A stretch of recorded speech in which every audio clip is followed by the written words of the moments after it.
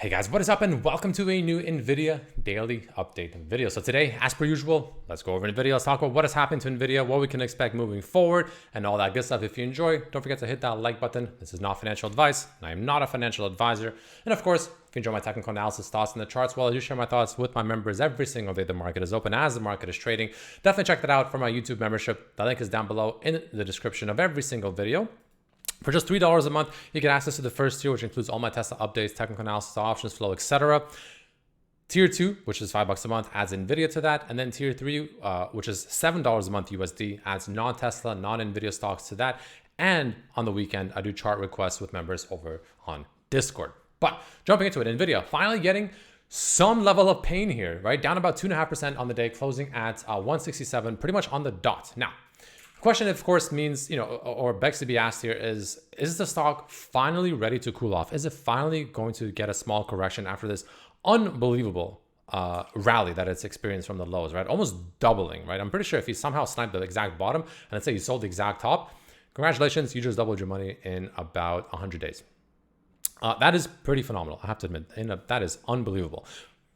Now the question, of course, is, well, it can't go on forever, right? Obviously, eventually I have to stop. Eventually, the stock will have to cool off. It's perfectly normal. Nothing wrong with that. The question is this that time?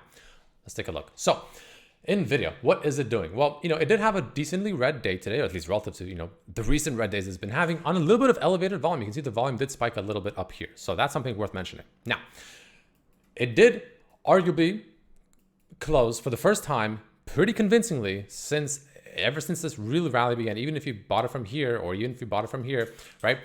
Below the 9 EMA. This is the first time, right? Even other times where it got pretty close, it's still technically close above it. It's still technically close above it, right? All these times it was still above it. It was close, but it was still above it, or at the very least, damn close to it. Now, if we zoom in, it's pretty close, still pretty close, but you can't make, it's hard to argue that it's not below it. It's by pretty much a whole dollar down below it. Now, obviously, one candle doesn't make a trend. And I mentioned yesterday how someone was buying puts on NVIDIA, right? Clearly, they were very much correct because it actually went to 165. They bought 165 puts. So they made a killing on that. But this is the first time we're actually seeing some level of weakness, right? Some level of actual weakness in this very aggressive bullish uptrend that the stock has been in because we lost the 9 EMA for the first time. Now, this doesn't mean it has to completely crash starting tomorrow and it's going right down to 150 by the end of the week. No, that's not what it means whatsoever, right? But to me, at least, especially if we get another candle like that tomorrow where we close below the 9 EMA tomorrow as well, the day after that, if we start getting consecutive candles closing below the 9 EMA, that to me is going to start to signal the fact that the momentum is, it's faded. It's absolutely faded. Even this one candle alone is already telling me the momentum has faded. But again, bullish momentum fading doesn't necessarily mean that bearish momentum is coming in. There's a difference, right? You can get some short-term bearish momentum. For instance, we can maybe come back down to, the lower levels here, maybe the bottom of the channel, but the stock, I would still argue, is overall bullish. So there's a difference between being actually bearish or just a short-term bullish correction, right? There's a difference, major difference. True bearishness is if the EMAs are bearish, we're trending downwards, kind of like what we're doing here. Like this right here is bearish. EMAs are bearish, MACD is bearish, everything's bearish, and we're just consistently trending down. And then we finally broke it and now we're bullish. And any pullbacks from there were bullish. Kind of like here, for instance, on the opposite side of the spectrum. If you saw this right here, massive sell-off and then it retraced back into the EMAs, would you view this now as being bullish or is that just a bearish retracement? You get what I'm saying? Same idea. Just now we're looking for a potential bullish retracement. Same idea. So overall, what does this mean, right? Well, we lost the 9 EMA. If we continue closing below the 9 EMA tomorrow, the day after, okay, we're starting to lose momentum. MACD, very elevated, one of the most elevated it's been in a very long time, actually, right? Second highest it's ever been, right? This was the highest right here. This is the second highest it's ever been. Starting to lose some momentum, starting to curl down, starting to get a bearish crossover. So if the MACD starts turning bearish on the daily, it's another sign for me personally, okay, momentum is really starting to fade. And that's what I'll be looking for moving forward into the next few days, personally speaking. And that, correction to the downside, what can it potentially mean for NVIDIA? Well, at the very least, in my opinion, a move back to the 21 EMA, which is sitting at about 160. Or overall, if we get a true deeper correction, right, it'll look something like this, where we'll come back down, probably closer to about 150, bottom end of the rising channel that we are in, and retest very important kind of liquidity levels, which I'll go over on the weekly very soon. But before that, I also want to very quickly talk about seasonality, right? End of second half of July into about the first, week or two of August seasonally have been, in the past kind of bearish, right? Kind of bearish. Market corrects. It is what it is. Just normal stuff. Nothing to be concerned about, because almost every single time after that ends, even though it's kind of spooky while it's happening, pretty much every single time, all that has proven is the fact that it was just a great opportunity to reload the boats and to ride the wave higher pretty much into end of year, honestly. Let's take a look at what happened last time. Right now, we are July 22nd. Okay, let's go back to right here. I already have it circled conveniently. I was talking to my members about it. But July, this is July 11th up here, right? This was like June, this is July, right? Again, it's not going to be exactly to the date, but the point is around that time period, right? And this is exactly pretty much roughly where we are right now. Right around here is where we are, right? This is about the middle of July, so we're obviously just slightly past that. But you can see middle of July into end of July into early August, we sold off, right? We sold off, and it ended around, this kind of week and a half into August, into a nice pullback, back to the upside rather, small pullback, and then we continued rocketing into the rest of the year. September is usually a little bit bearish too, so we can get a little bit of one more retracement in September, but especially if it makes a higher low like it did here, hey, we just continue a higher after that and we're good to go, right? So just, it's worth mentioning, again, just because it happened in the past doesn't mean it'll happen in the future. That's just not how that works. It's not always that simple, but it's worth mentioning at the very least. It's just worth mentioning that, we are seasonality, historically, whatever, we are entering a little bit of a weaker period in the markets, and it's, timing up pretty nicely for the way the chart is setting up right now for a small pullback. So that's just something worth mentioning. Now, whether or not we get that pullback here based on that seasonality, a different question entirely. But like I said, losing the 9 EMA, this is the first time the stock has lost the 9 exponential moving average in literally months, weeks and months, right? Worth mentioning. So let's see how this ends up playing out moving forward with NVIDIA and the overall stock ahead of here. So let's go to the weekly now. The question, of course, now is, okay, fine. You know what? Whatever, fine. Let it pull back. It is what it is. Blah, blah, blah, blah. Where can it go? Where is a great opportunity to maybe reload the boats? Where's an opportunity to look for potential bullish opportunities again? What do I see at least? This is just my perspective. This is just my opinion. I could be right, could be wrong, could be somewhere in the middle. Nobody knows for sure, right? Nobody has a crystal ball. All we can do is do the best what we can with this information that we're given.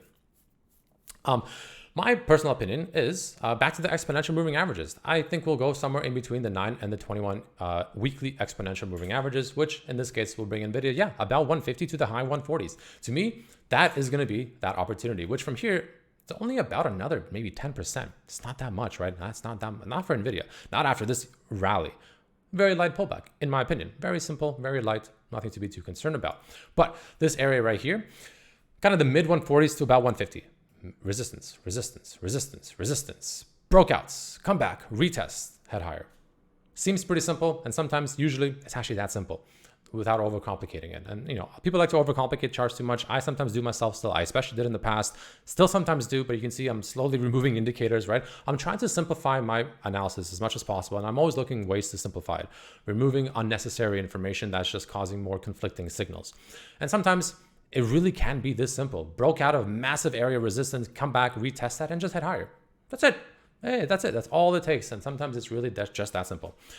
But one thing worth mentioning is this, right? And I mentioned this in the past 2 videos, but of course, let's reiterate it once again. Every time NVIDIA has had any euphoric rally, like it did here, like it did here, like it did here, each time that has signaled we're looking kind of heavy, we're looking kind of toppy for the next maybe few weeks, looking like a potential retracement. Some retracement is on its way.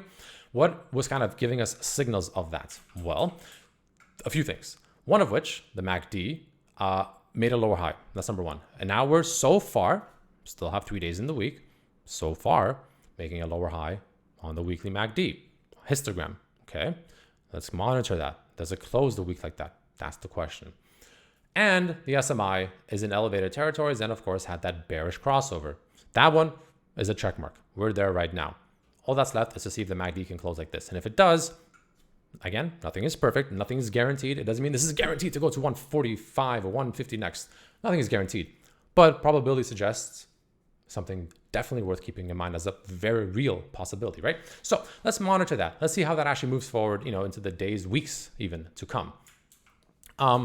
And that's kind of what I'll be watching for overall. Now, and the final thing I want to mention on the weekly chart is if NVIDIA also happens to close below 165 in the week, that will potentially start printing a bearish engulfing weekly candle. which is another massive, that'll be a pretty massive red flag to me. That could be bad. And that could spell the fact that we could see a pretty sharp sell-off, probably quicker. I still would say the level and the target is still the same, 150, 145, $5 range roughly.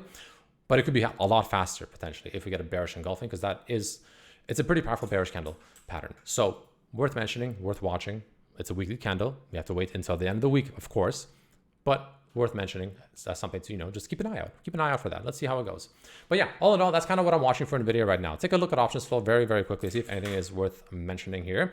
The bulls were buying the dip for the most of the day. I'll be completely honest. But bears are kind of stepping in. Bulls are still overriding them. Bulls are still trying their best to buy this dip and make the stock go higher. But, there are some bears here and there, kind of like zebra spots stepping in between the larger bullish flow. But the bulls are still trying to dominate the flow. It is what it is. They usually do. That's usually how it works, right? Bulls always have the money and the bears don't, except for the few ones that do. It's very strange. Anyways, nonetheless. So that's kind of what I see in the chart right now.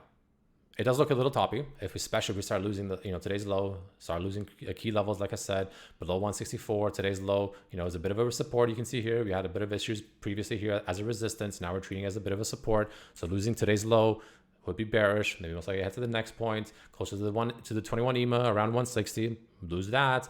Okay, now we head back to retest all-time highs around 152 down to 150s-ish, right? Maybe, seeing a little bit into the high 140s as well.